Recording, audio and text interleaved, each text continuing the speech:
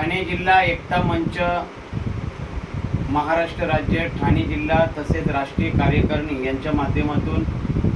अनेक प्रकारच्या समस्यांना वाचा फोडण्याचं काम सध्या सुरू आहे।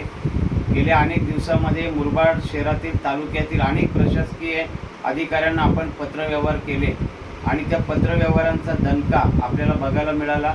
मोठ्या प्रमाणामध्ये कल्याण मुरबाड मार्गावर बस सुरू झाल्या, काही ठिकाणी एसटीला पोलचा प्रश्न होता तो सुद्धा सुटला, तसेच इतर काही जे प्रश्न आहेत, काही ठिकाणी रस्त्यांची कामं सुद्धा सुरू झाले, लाईटचा प्रश्न असेल किंवा अनेक प्रकारच्या प्रशासकीय समस्या असतील त्या सोडवण्याचं काम ठाणे जिल्हा एकता मंच आमचे राष्ट्रीय अध्यक्ष अब्बासभाई शेख तसेच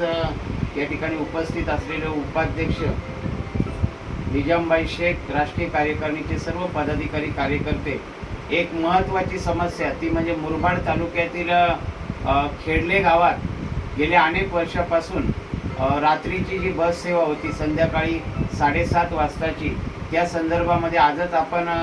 डेपो मॅनेजर तसेच आगार व्यवस्थापन मुरबाड यांना पत्र दिलेलं आहे। रात्री 7:30ला मुरबाडवरून सुटणारी बस ही पुढे खेडले मार्गे कांजळीला वस्तीला जायची आणि सकाळी परत ती मुरबाडला यायची, परंतु गेल्या अनेक वर्षापासून ही बस सुरू आहे। प्रवाशांनी सातत्याने फोन केले, मागणी केली, म्हणून ठाणे जिल्हा एकता मंच यांच्या माध्यमातून आजच आपण मुरबाडच्या आगाराला पत्र दिलेलं आहे आणि मुरबाडवरून अनेक कामगार हे कांजळी खेडल्याला जातात किंवा तिकडनं मुरबाडला येतात। चाकरमानी नोकरी करणारे लोक असतील, विद्यार्थी असतील, कॉलेजला येणारे विद्यार्थी असतील किंवा अनेक प्रकारचे नागरिक आहेत, धंदा करणारे लोक असतील, हे